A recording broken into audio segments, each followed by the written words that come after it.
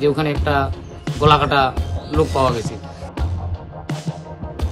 তো মেয়ে বলে যে এরকম যেগুলো বলছে মা সব বাবারে এগুলো, তুমি তাড়াতাড়ি বাড়ি আসো, শিগগিরই বাড়ি আসো। এটা আমাদের এর সঙ্গে সম্পর্ক আমাদের অনেক দিন আগে থেকে। ওর নিজের শত্রু না হলো ওর বউয়ের যে কোনো শত্রু হতে পারে। এর আগে 1 বছর হয়ে আসছে একবার একজনকার সাথে ঝামেলা হয়েছিল। রবিবার ফুলবাড়ির তিস্তা ক্যানেলের গভীর খাত থেকে এক যুবকের গলা কাটা দেহ উদ্ধারের ঘটনায় চাঞ্চল্য ছড়ায়। খুনের অভিযোগ পরিবারের। মৃত যুবকের নাম নিতেশ রায়, বয়স 29 বছর। বেলাকোবার ফকিরঠিপ এলাকার বাসিন্দা ছিলেন যুবক। 1 মাস থেকে ফুলবাড়ির 2 গ্রাম পঞ্চায়েত এলাকার চতুরাগজ এলাকায় স্ত্রীকে নিয়ে থাকতেন। জানা গিয়েছে কিছুদিন আগে নিজেরই এক বোনের সঙ্গে সম্পর্কে জড়িয়ে পড়ে নিতেশ। এরপর 1 মাস আগে তাদের বিয়েও হয়। নিতেশের স্ত্রী অঞ্জলির আগেও বিয়ে হয়েছিল। তার আগের সংসারে ছেলে ও মেয়ে রয়েছে। এদিকে বিয়ের পর ফুলবাড়ি সংলগ্ন চতুরাগজ এলাকায় থাকতেন তারা। বেলাকোবায় সারাদিন দোকান করে রাতে ফুলবাড়ির বাড়িতে ফিরতেন নিতেশ। নিতেশের স্ত্রী অঞ্জলি রায় জানান, শনিবার বেলাকোবায় দোকান করে রাত 10টা নাগাদ বাড়িতে আসছিল। এই বাড়িতে গাড়ি রাখার জায়গা না থাকায় প্রতিদিনের মতো আমাদের বাড়িতে গাড়ি রাখতে যায় সে। গাড়ি রেখে আর বাড়িতে ফেরেনি।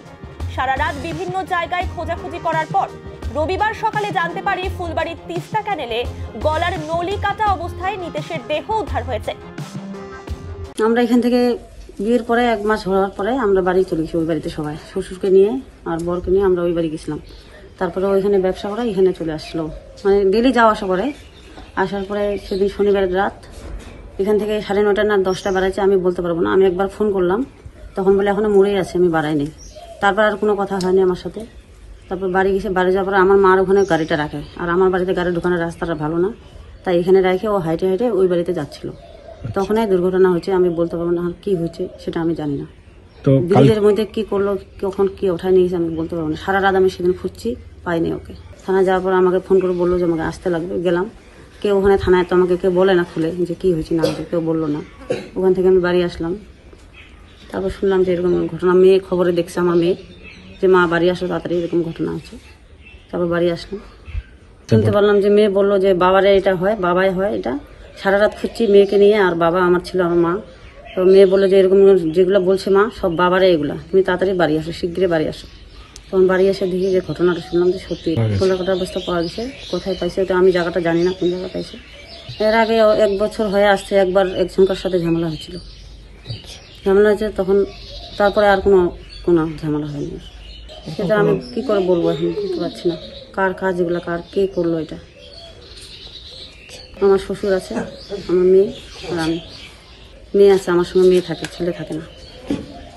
এটা আমাদের এর সঙ্গে সম্পর্ক আমাদের অনেক দিন আগে থেকে সম্পর্ক সব ছিল। এই ইদারিং এখানে এসে বিয়ে করলাম, 1 বছর হলো, 1 মাস হলো কেবল। তারপর আমরা সিদ্ধান্ত করছি যে সবাই মিলে ওখানে থাকবো। ওখানে আমার দোকান আছে, হোটেল আছে একটা, দোকান করে ওখানে খাবো সবাই মিলে। তো বাবাকেও নিয়ে গেছিলাম, আমার শ্বশুর মশাইকে। যাওয়ার পরে ও যে বলছে আমরা 1টা মাস কষ্ট করে এখান থেকে যাওয়া আসা করি। এখন আমি বললাম 6-7 দিন তুমি যাওয়া আসা করবা, তোমার অসুবিধা হয়। বলছে 1টা মাসের টাকাটা ওঠাই, এখানে বাকি টাকা যেগুলো আছে তারপর ওখানেই থাকবো সবাই মিলে। রবিবারই মৃতের পরিবারের তরফে এনজেপি থানায় অভিযোগ করা হয়েছে। ঘটনার তদন্ত করে দোষীদের শাস্তির দাবি জানান পরিবারের সদস্যরা। পরশুদিন বাড়িতে 2:30টার সময় আসছে, আইসে এখান থেকে ওর দোকানে চলে গেছে, বাড়িতে ঢুকে দোকানে চলে গেছে। ওখান থেকে 9:30 নাগাদ ও চলে যায়, কি জানার নাম জানি, চতুরাগজ। ওখানে যায়, মানে গাড়ি টাড়ি নিয়ে ওখানে গেছে। ওখান থেকে রাত্রিবেলা এই 10 মিনিটে, মোটামুটি 11টার দিকে বা 10:30টার দিকে ওখান থেকে ওদের বাড়ি থেকে বের হওয়ার সময় ওখান থেকে নিখোঁজ। খোঁজ পাইলাম আমরা ওখানকার আশেপাশে, জিজ্ঞাসা করলাম। জিজ্ঞাসা করার পরে একজনের মোবাইলে দেখলাম যে ওখানে একটা গলা কাটা লোক পাওয়া গেছে। তারপর ওখানে দেখতে গেলাম, যাই দেখতেছি তো বডি নাই ওখানে, বডি তো তার আগেই নিয়ে চলে গেছে। তারপরে পুলিশ প্রশাসনের কাছ থেকে বডিটা নিয়ে আসা হয়েছে। ওখানকারই ওর শত্রু আছে, ওখানকার ওর নিজের শত্রু না হলো ওর বউয়ের যে কোনো শত্রু হতে পারে। আমরা তো ওখানে আর কাউকে চিনি না, না বিষয়টা এমনি পুলিশকে বলা হয়েছে। আমরা তো যখন যাই তখন তো দেহ তো নিয়ে চলে গেছে। পরে ওখানে শুনলাম যে এক গভীর, মানে মার্ডার করে গভীর খাদে ফেলে দিয়েছে।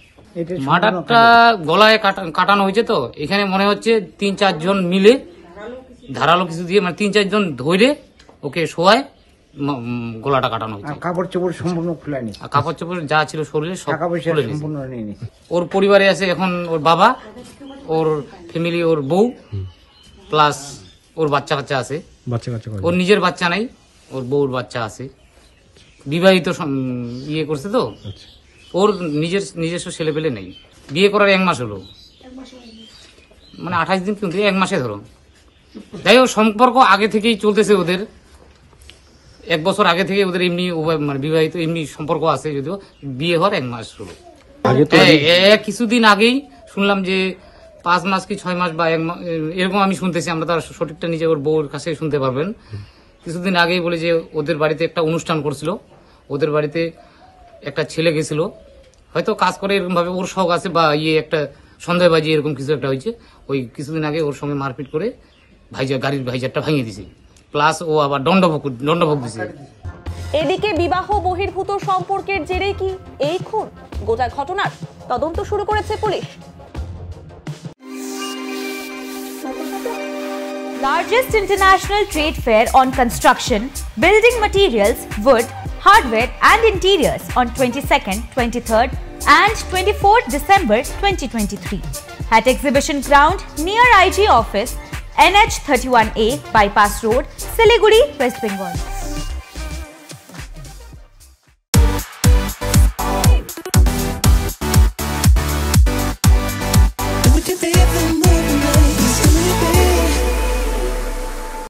$50,000 लोगों को अपनी मंजिल से है जोड़ा और नई उत्साह के साथ आए हैं फिर से थामने आपका हाथ। श्री शांति होंडा।